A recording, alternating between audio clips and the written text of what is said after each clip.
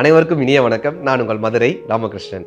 இந்த நாளை நல்ல வாசிப்போட, தெளிவான சிந்தனையோட, நல்ல ஒரு அறிவோடு இந்த நாளை முயற்சி செய்வதன் மூலமாக, இந்த நாளை வழிநடத்துவதன் மூலமாக இனிய நாளாக நம் வாழ்க்கையினுடைய ஒரு மிகப்பெரிய அடிப்படை நாளாக மாற்றிவிட மாட்டோமா என்கிற மிகப்பெரிய முயற்சி தான் இந்த நிகழ்ச்சியினுடைய மாபெரும் நோக்கம்னே சொன்னாங்க. இப்போ நிறைய ஸ்கூலுக்கு போகிறோம், நிறைய பேரண்ட்ஸை சந்திக்கிறோம். நிறைய பேரண்ட்ஸ் வந்து அவங்களுடைய குழந்தைகளை கவுன்சிலிங்காக அழைச்சிட்டு வராங்க. அந்த குழந்தைகளோட நிறைய பேசுகிறோம். இன்றைக்கி ஒரு 7ஆவதுலேருந்து 12ஆவது வரை படிக்கக்கூடிய மாணவர்களினுடைய மனநிலைகள் எப்படி இருக்குன்றத நிறையா கற்றுக்கிறோம். ஒவ்வொரு ஊர்களுக்காக போய் பேச பேச பேச பேச இந்த ஜென்ஸி தலைமுறையினுடைய வாழ்க்கை முறை வேற மாதிரி இருக்குது சார். வேற மாதிரி இருக்குது. என்ன தெரியுமா? கம்ஃபர்ட் ஜோன்லேயே இருக்கணும்னு ஆசைப்படுறாங்க.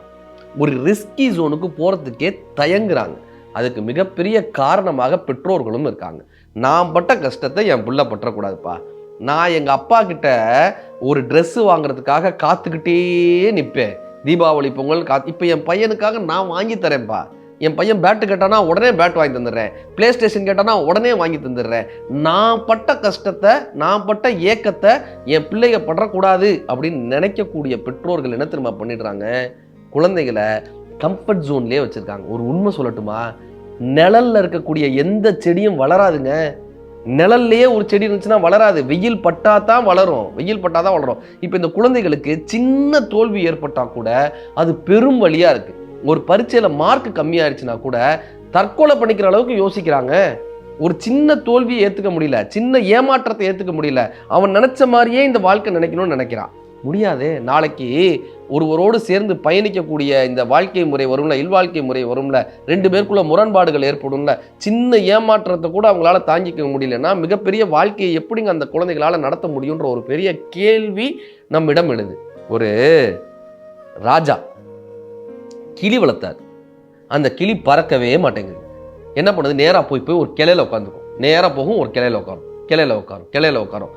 அந்த கிளியை பறக்கிறதுக்கு ட்ரெயின் பண்ணுறதுக்காக போர்ச்சுகீஸ்லேருந்து ஒருத்தர் வந்தார். கிளிக்கு எப்படி ட்ரைனிங் கொடுத்து பறக்க வைக்கிறதுக்கு. ஆனாலும் அந்த கிளி போய் அந்த கிளையில உட்காரும். திரும்ப அடுத்து பாரசீகத்திலேருந்து ஒருத்தர் வந்தார். அவர் வந்து ட்ரைனிங் கொடுக்குறாரு. ஒவ்வொரு நாட்டிலேருந்து வந்து ஒரு 3 மாதம் கிட்டத்தட்ட 1 வருஷம் கிளி பறக்கவே இல்லை சார்.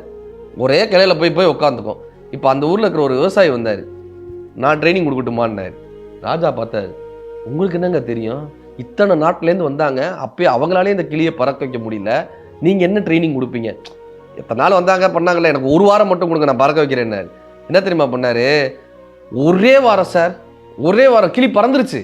1 வருஷமாக பறக்காத கிளி, அத்தனை நாட்டிலேருந்து வந்து ட்ரைனிங் கொடுத்தும் பறக்காத கிளி இந்த விவசாயி ஒரே வாரத்தில் பறக்க வச்சிட்டார். ஒரே வாரம். ராஜா ஆச்சரியப்பட்டு கேட்குறாரு, எப்படிங்க கிளி பறந்துச்சு? 1 வருஷமாக பறக்காதது எப்படி பறந்துச்சுன்னு. விவசாயி சொன்னார், ஒன்றும் இல்லை, அந்த கிளி போய் எந்தெந்த மரக்கிளையில் உட்காருதோ அந்த கிளையெல்லாம் உடச்சி விட்ருவேன். எங்கெங்கே அது உட்காருதோ அதெல்லாம் உடச்சி விட்ருவேன். அது உட்கார உடச்சி விட்ருவேன். கீழே விழுமா? பறந்து தானே ஆகணும். எங்கே உட்காருதோ உடச்சி விடுவேன். எப்பெல்லாம் அதுக்கு கம்ஃபர்ட் ஜோன் கிடைக்குதோ அப்போல்லாம் அதை ரிஸ்கி ஜோனாக அவர் மாற்றிருக்காரு. வேற ஒன்றுமே கிடையாது. கீழே விழுந்தாதான் அந்த கிளியால் பறக்க முடியும். நான் விழுந்துருவோமோ, நமக்கு அடிபட்டுருவோமோ அப்படின்ற பயத்தில் தான் அந்த கிளியோடைய ரெக்கையே பறந்துருக்கு சார். அது எங்கெங்கே போய் உட்காருதோ அந்த கிளையெல்லாம் உடச்சி விடுவேன். அவ்வளோதாங்க கிளி பறந்துச்சுன்னு. இப்போ நம்ம குழந்தைகளுக்கு கற்றுத்தர வேண்டியது என்ன தெரியுமா? கிளையில் உட்காருவதற்கல்ல, சிறகை விரித்து பறப்பதற்கு நாம் நம் குழந்தைகளுக்கு கற்றுத்தரணுங்க. பசியை கற்றுக் கொடுக்கணும். குழந்தைகளுக்கு போராட்டத்தை கற்றுக் கொடுக்கணும். வாழ்க்கையில் எவ்வளவு போராடணும், முயற்சிகளை கற்றுக் கொடுக்கணும். இதே மாதிரி ஒரு அரண்மனையில் எலி தொல்லை, அவ்வளவு எலி தொல்லை. இப்போ என்னடா பண்ணலாம்? நாங்கள் போர்ச்சுகீஸ்லேருந்து ஒரு பூனையை கொண்டு வராங்க. நல்லா கொழுன்னு அப்படி இருக்கிற ஒரு பூனை. அதை கொண்டு வந்து கிட்டத்தட்ட 6 மாதம் வச்சுருந்தாங்க. அப்படியே எலி தொல்லை அப்படியே தான் சார் இருக்குது. அவ்வளோ பெரிய பூனை வந்து எலி அப்படியே தான் இருக்குது. அடுத்து என்ன பண்ணாங்க? பாரசீகத்திலேருந்து இன்னொரு பூனை எடுத்துகிட்டு வந்தாங்க. அதுவும் புசுன்னு இருக்குது. இப்போ 2 பூனை இருக்குது. நடக்கலை. எலியெல்லாம் அப்படியே தான் இருக்குது. அரண்மனையில் எலி அப்படியே தான் இருக்குது. ஒரு கட்டத்தில் இந்த சிப்பாய் சொன்னான், இந்த ஓரமாக சிப்பாய் சொன்னான், எனக்கு ஒரு சான்ஸ் கொடுங்க மகாராஜா, ஒரு பூனை நான் வளர்க்குறேன், கொண்டு வரேன். ஒருவேளை எலியெல்லாம் போயிடுச்சுன்னா எனக்கு ப்ரமோஷன் கொடுப்பீங்களான்னு கேட்டிருக்கான். அவ்வளோதானே, கொண்டு வான்னு இருக்காரு. அவனோட பூனையை கொண்டு வந்தான் சார். 3 நாள் அத்தனை எலியங்காலி. நாம் இருக்கிறோம் என்கிற நம்பிக்கையோடு குழந்தைகளுக்கு பயிற்சி கொடுப்பதன் மூலமாக இந்த கம்ஃபர்ட் ஜோன்லேருந்து வெளியே போங்கப்பா, நிறைய விஷயங்களை கற்றுக்கங்கன்னு அனுப்பி விடுவதன் மூலமாகத்தான் குழந்தைகளை வளர்த்தெடுக்க முடியும். ஒரு அப்பா என்ன பண்ணுறாரு, பையனை கூட்டிட்டு காட்டுக்கு போகிறாரு. அவனுக்கான பயிற்சி என்னென்னா, நாளைக்கு நீ அரசன் ஆகணும்னா, அப்பா அரசர், நாளைக்கு நீ அரசன் ஆகணும்னா 2 விஷயம். இங்கே நான் உனக்கு கண்ணை கட்டி விட்டு போயிடுவேன், இந்த காட்டில் உன் கண்ணை கட்டி விட்டு போயிடுவேன். நீ இந்த காட்டில் ஒரு நாள் இரவு முழுக்க நீ சமாளிக்கணும். கண் கட்ட திறக்கக்கூடாது. உன் மனசாட்சிக்கு பயந்து கண் கட்ட திறக்காமல் இருக்கணும். ஒரு அரசனுக்கு ரொம்ப ரொம்ப முக்கியம் மனசாட்சிக்கு பயப்படுதல். கண் கட்ட நீ திறக்கக்கூடாது. இரவு முழுக்க இந்த காட்டில் இருக்கணும். நாளைக்கு சூரிய உதயம் வந்ததுக்கு அப்புறம் தான் உன் கண்ணை திறக்கணும்.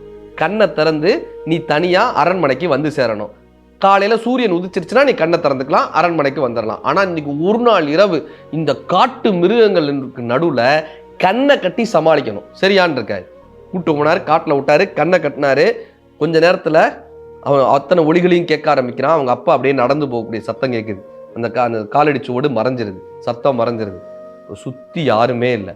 கொஞ்சம் கொஞ்சமாக இருட்ட தொடங்குறது. அந்த இருட்டை உணர முடியுது அவரால். ஏன்னா அந்த சூரிய ஒளியினுடைய அந்த வெப்பம்லாம் குறைஞ்சி இருட்டு வர்றது தொடங்குது. அந்த பனியெல்லாம் உணர முடியுது. கொஞ்ச நேரத்தில் சார் நரி ஊழையோட சத்தம் கேட்குது, கரடியினுடைய சத்தம் கேட்குது, புலியினுடைய உருமல் கேட்குது, சிங்கத்தினுடைய உருமல் கேட்குது. ஆனால் எந்த நேரத்துலையும் அவன் தன்னுடைய கண்ணை மட்டும் கலட்டவே இல்லை. ஏன்னா அப்பா சொன்ன மாதிரி மனசாட்சிக்கு பயந்து அந்த காட்டில் தட்டு தடுமாறி ஒரே ஒரு குச்சியை மட்டும் எடுத்து கையில் வச்சுக்கிறான். சுற்றி முற்றி பார்த்துக்கிட்டே வரான். எதுவும் தன்னை சுற்றி இருக்கான்னு அந்த குச்சியை வச்சு அனலைஸ் பண்ணிக்கிட்டே வரான். பக்கத்தில் போகிறான், ஒவ்வொரு இடமா தட்டி தட்டி பார்க்குறான், தன்னை சுற்றி ஏதாவது வருதான்னு.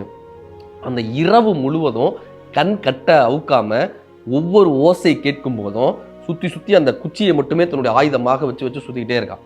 ஒரு கட்டத்தில் அவனால் சூரிய உதயத்தை உணர முடியுது. அந்த வெப்பம் வரும்ல, சூரிய உதயத்தை உணர முடியுது. அப்பயும் அந்த கண் கட்டல நல்ல சூரிய வெப்பம் வந்ததுக்கப்புறம், உடம்புல அந்த வெப்பம் பட்டதுக்கப்புறம், சூரியன் வந்துருச்சுன்னு முடிவு பண்ணதுக்கப்புறம் தன்னுடைய கண் கட்ட கலட்டினா சார்.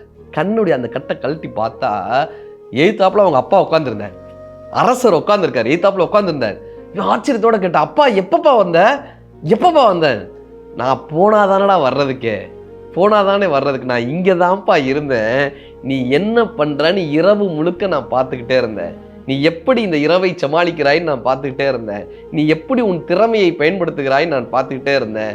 நான் தூரமாக இருந்து நீ படக்கூடிய அல்லது உன்னுடைய திறமையை கண்டு அனுபவித்து கொண்டிருந்தேன், உன்னுடைய திறமையை அனுமானித்து கொண்டிருந்தேன். நான் உனக்கு பாதுகாப்பாக இங்கே தான் இருந்தேன். ஆனால் நீ உன் திறமையால் மேலே வரணுன்றதுக்காக உன்னை பார்த்து கொண்டே இருந்தேன். இதுதான் சார் ஒவ்வொரு தந்தையும் பண்ண வேண்டியது. அவர்களை அவர்களாக செயல்பட விட்டு நாம் தூரத்தில் இருந்து அவர்களை அனுமானிக்கணும். அவர்கள் தவறு செய்யும் போது அவர்களை திருத்தணும், அவர்களை வழி நடத்தணுமே தவிர எல்லா விஷயங்களையும் நாமே பண்ண முடியாது. இன்னைக்கு ஹோம்ஒர்க் பண்ணலாம், இன்னைக்கு அவங்களுடைய டிராயிங் டேபிளை நம்ம பண்ணி கொடுத்துடலாம், இன்னைக்கு டைம் டேபிளை நம்ம போட்டு கொடுத்துடலாம். நாளைக்கு யார் சார் அவங்களை செய்வாங்க? யார் ஒருவர், எந்த பெற்றோர் தன் குழந்தைகளை தனித்து இயங்க கற்றுக் கொடுக்கிறார்களோ அவர்களே சிறந்த பெற்றோர்களாக இருக்கிறார்கள். பயத்தின் உச்சத்தை தொட்ட குழந்தைகளால் மட்டும்தான் வெற்றியினுடைய உச்சத்தையும் தொட முடியும். பயத்தின் உச்சத்தை தொட்டவர்களால் தான் வெற்றியின் உச்சத்தையும் தொட முடியும். ஆர்ட் ஆஃப் பேரண்டிங்கில் நம்ம கற்றுக்கொள்ள வேண்டிய மிகப்பெரிய விஷயம் என்னன்னா, நாம் பட்ட கஷ்டத்தை நம் குழந்தைகள் படக்கூடாது தான், ஆனால் அது என்ன கஷ்டம் என்று அந்த குழந்தைகளை உணரச் செய்ய வேண்டும். அதுதான் அவர்களுக்கு வாழ்க்கைக்கான பாதைகளை கற்றுக் கொடுக்கும். நன்றி.